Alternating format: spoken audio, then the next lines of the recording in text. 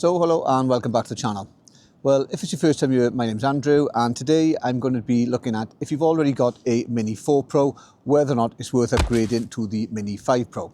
And what are going to be the pros and cons of upgrading, what's going to be the differences between the two drones, and also if you haven't got either drone, is the Mini 5 Pro going to be a worthwhile investment? Now, I bought the Mini 4 Pro when it came out 2 years ago, and I bought the Mini 5 Pro recently. But I'm not sponsored by DJI, so the opinions I'm going to give you are going to be totally unbiased. And whether or not I would upgrade to the Mini 5 Pro, you'll have to find out until the end of the video, but you may be surprised by the results.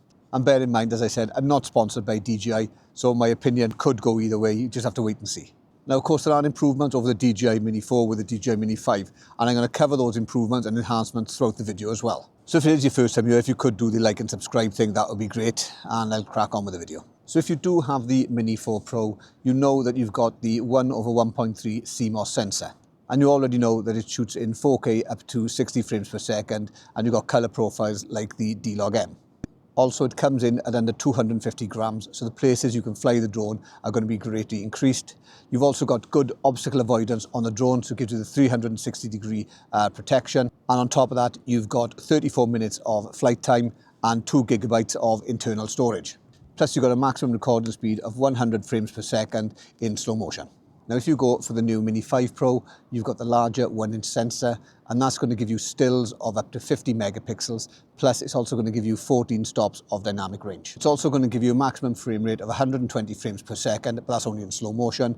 If you're filming in regular video, it still tops out at 60 frames a second in 4K. Now, it is promoted as a 249.9 grams, taking it under the 250 limit. But in many instances, a lot of people are saying that the drone does actually come in at over that. And I know from my own drone, it comes in at 253 grams. Now, some countries are looking to reclassify the drone from a class 0 to a class 1, and that's going to cause some issues on where you can fly the drone if it is reclassified in whatever area you're in. Now, as well as having the new 1-inch sensor, which is going to give you better low light performance, the drone also comes with LiDAR sensors, and that's going to enhance the drone's obstacle detection capabilities during low light, like dusk or nighttime. But you need to remember, LiDAR only really operates in low light conditions. So if you fly in normal conditions, cloudy like it is today, or bright sunlight, LiDAR is not going to improve the safety of the drone in any way or form. You're still going to be relying on the traditional 360-degree obstacle avoidance. And due to the 1-inch sensor, you've also got the ability for a 2x tele-zoom, and that's going to give you a better image when you are focusing in on something from a distance. Now, on both drones, you do have the ability to do true vertical recording, and this means that the gimbal is going to move from the horizontal to the vertical position. So if you're shooting for social media, you no longer have to crop in from the 16:9 to 9:16 because the gimbal is going to rotate and give you the aspect ratio correctly first time. Also on the new Mini 5 gimbal, you've got the ability for a 225-degree rotation. And this is where it's going to get a bit more controversial. Now, although having the rotational gimbal does give you a lot more options when it comes to shooting, because it's incorporated into the quick shots, master shots, the waypoints and the hyperlapses, it is, in my opinion, more of a gimmick. Yes, it's going to be nice to do a shot where the camera is rotating, but in reality, how many times are you going to be doing that? People are going to get sick of watching the video where you're going along a landscape, it rotates. You go somewhere else, it rotates. You film another object, it rotates. Now and again, maybe, but for the majority of the video, I think it's going to be overly done and people are going to get sick and tired of watching just a rotational gimbal of all your footage. So, like I said, for me personally, I think the rotational gimbal is a gimmick. It'll have its uses on times, but the majority of the time, it's not going to be used. I'd much rather shoot in the horizontal or vertical footage and then add some effects in post-production. Another issue you got with the rotational gimbal is that if you do use it a lot and you've got the gimbal rotating as the drone's rising, as it's turning, the effect can be quite nauseating for the viewer. And again, that's not going to be a pleasant experience. But as I said, in some of the quick shot modes, the gimbal can be incorporated into that. And I know it's also included a new gimbal rotation quick shot. And with that, the drone flies away at a set distance and time, rotating the gimbal. And that will give you some nice, smooth results. But again, you need to use it sparingly. So waypoints has been updated, so you can incorporate gimbal movement into that as well. Also, the time-lapse option's been updated to incorporate gimbal as well as cruise control. Cruise control has also been updated, and that allows now for layering of different maneuvers of the drone as you're flying. And there's a separate video of that listed below, and I'm going to try and put a link there if I can work out how to do it, so you can get the most out of your cruise control options. And the same thing goes with waypoints. You've got the ability to rotate the gimbal as well when you are flying the drone using a predetermined route. And finally, you've got the extra battery life, which is 2 minutes, but remember that those 2 minutes are in perfect condition. You're not really going to notice an extra 2 minutes when you're out flying in day to day, because the way the drone reacts and the power levels are all going to be dependent on a number of factors, like the speed you go in, the wind resistance, this, that and the other. So as far as battery life, yes, on paper it gives you an extra 2 minutes, but in reality you're not going to know. Okay, so this is the point where I say I'm not sponsored, so if you could do the like and subscribe thing, that would be great. There's also a link below for Buy Me a Coffee, and that's there for 2 reasons. The first one is the fact that it's November. I'm still in shorts and my wife's on my back about it, but I flatly refuse to wear long trousers until at least the 1st of November. And also there's a nice coffee shop just down the end of the beach there where I can get a hot chocolate later on. But the second reason for that is the fact that next month the new DJI Neo 2 should be out. And I wanted to put any funds I get from Buy Me a Coffee towards that. Because I'm not sponsored, it'll mean that I can give my honest review of the drone. I'm not going to be tied into what DJI tell me to say about how wonderful it's going to be. You're going to get an honest opinion for whatever that's worth about the drone. So if you want to do that, that would be greatly appreciated. There's also other links on my channel in relation to the DJI Neo 5. For waypoints, hyperlapses, time lapses, cruise control, that type of thing. So if you could check those out as well, that would be great. If you do have the Mini 5 Pro, you are going to get a better image quality because you've got the 1-inch sensor over the DJI Mini 4 Pro's 1/1.3. But as far as the frame rate goes, the video is still going to top out at 4K 60 on both drones, unless you're using slow-mo, in which case you're going to get 120 as opposed to 100 on the DJI Mini 4 Pro. You're going to have the same obstacle avoidance because the LiDAR only comes into effect in low light conditions, but you are going to get a better low light quality on the Mini 5 Pro due to that 1-inch sensor than you would get on the Mini 4 Pro. But saying that, both drones in daylight offer fantastic results. Personally, I don't think you're going to notice a massive difference between the 4 and the 5. You may do if you're professional, but if you're just a hobbyist like me who just flies drones for fun, I can't really tell much of a difference when I'm flying in normal daylight conditions. And both drones offer the full 360-degree obstacle avoidance. There's no difference with that. The only thing is, if you have got the Mini 5, you've got the additional LiDAR, but that's only going to come into use if you are flying in low light or nighttime conditions. Flying in the day doesn't make any difference at all. And of course, you've got the weight issue. You know for a fact that the Mini 4 Pro has been out for 2 years, and that if you do have it, it's below that limit, whereas the Mini 5 Pro at the moment is generally coming in at over 250 grams, even though it's classed as a C0, and some countries are looking at this and maybe in the future are going to reclassify it as a class 1. And then it comes to the automation. So both drones are going to offer you the same number of quick shots, such as Drone, Helix, Asteroid, that type of thing.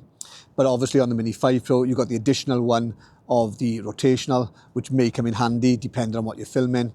Master shots is more or less the same on both drones, but obviously because it takes the quick shots to make the master shots video, you've got that aspect of the rotational gimbal being incorporated. But for me, I prefer the master shots on the DJI Mini 4 because you've got more parameters to set and I got more control over the way that I want the drone to react when I am filming, where you don't get that on the Mini 5 Pro. So now you've got photography. So the Mini 4 Pro will give you stills at 48 megapixels, whereas the DJI Mini 5 is going to give you stills at 50 megapixels.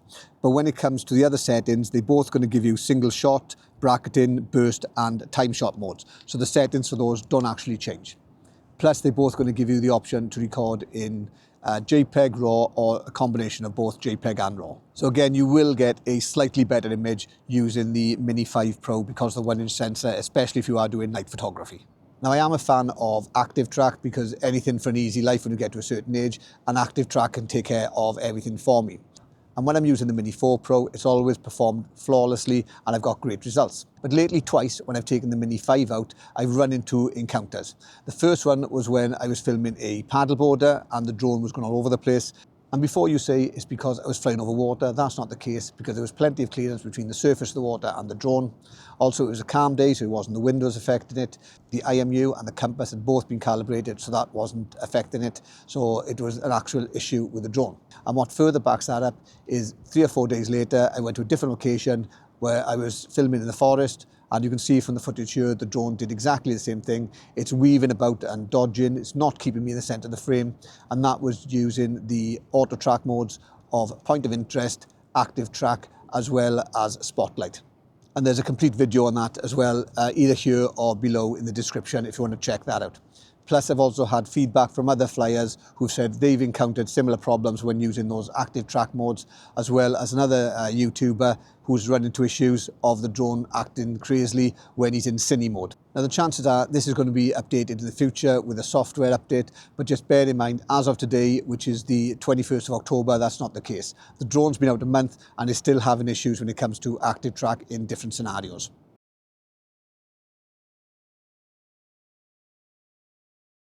So this is the part now where you decide, should you upgrade the drone or not? So scenario A, you've already got your Mini 4 Pro and you're happy with it. Most of your footage is going to be done in good sunlight and that you're just going to do casual hobby type flights and doing content for TikTok or Instagram, that type of thing. You're not into professional edits or anything like that. And the Mini Pro 4 is still going to give you really, really good results. Okay, so it started to rain again and it is getting quite cold, so I could do with that coffee. So unless you feel that your images are suffering from the low light issues or that you do really need a better zoom in option on the drone, then personally I would probably end up sticking to the Mini 4 Pro. It's going to have some life in it yet for a number of years, like some of the older drones, and you're not really gaining a great deal over what you've got now. But if you're in scenario B, where you're doing more professional work, you want the bigger sensor for the best image quality you can get, you want to do more night flying in a safer environment with less noise in the images, then obviously you want to go for the Mini 5 Pro. Okay, stop it now. So just bear in mind that a lot of the features you're going to get on the Mini 5 Pro are going to be similar to the Mini 4 Pro in relation to cruise control and waypoints, master shots, that type of thing. The differences are going to be very, very minute apart from the sensor capabilities. And scenario C is whether or not you should buy the Mini 5 Pro if you haven't got a drone. Well, if you're on a limited budget, the Mini 4 Pro is still an excellent option if you can get one. You're still going to have fantastic 4K footage, all the features like 360-degree obstacle avoidance, the master shots, cruise control, that type of thing. If you want to future-proof your drone and you want the top-notch quality for more professional recording with a 1-inch sensor and low-light capabilities, and you've got a bigger budget, then obviously go with the Mini 5 Pro. But either way, both drones are truly excellent drones. Sun's come out now, see? It's getting lovely. So why did I upgrade to the Mini 5 Pro? Well, that's easy, and there's only 2 reasons for it. The first one is because I'm trying to grow my YouTube channel, so I needed a drone, which was the latest one, because the interest for that is going to be greater than using an older drone like the Mini 4 Pro. But saying that, the Mini 4 Pro is still a fantastic drone, and I do use that quite a bit as well. And of course, the second reason is the 1-inch sensor, because I needed a drone that's going to give me the highest quality video footage that I can get. So if it wasn't for those 2 reasons, I'd still be using my Mini 4 Pro.